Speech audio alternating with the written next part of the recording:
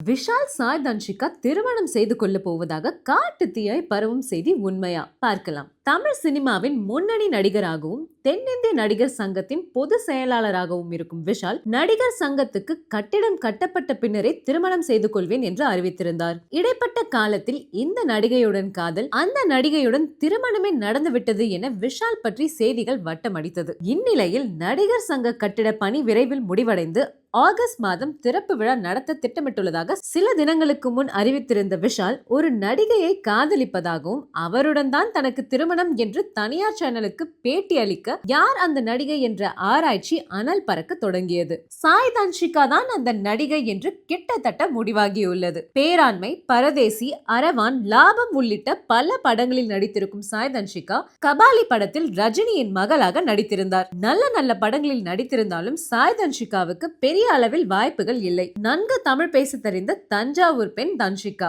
பிறப்பில் கிறிஸ்துவரான தன்ஷிகா சில ஆண்டுகளுக்கு முன் இந்து மத பற்றாளராக மாறினார். சிலம்பம் உள்ளிட்ட தற்காப்பு கலைகளில் கை தேர்ந்தவர். பெரிய வாய்ப்புகள் இல்லை என்றாலும் திறமையான நடிகையாக இருக்கும் சாய் தன்ஷிகாவுக்கும் விஷாலுக்கும் காதல் பூத்த கதை பற்றி இப்போதைக்கு தெரியவில்லை என்றாலும் அவரை விஷால் திருமணம் செய்யும் தகவல் நிஜம் என்கிறது கோலிவுட். சாய் தன்ஷிகா கதாநாயகியாகி நடித்திருக்கும் யோகிடா படத்தின் இசை வெளியீட்டு விழா இன்று மாலை நடக்க உள்ளது. அதில் சிறப்பு விருந்தினராக கலந்து கொள்ளும் விஷால் தனது திருமண செய்தியை உறுதிப்படுத்துவார் என்று எதிர்பார்க்கப்படுகிறது.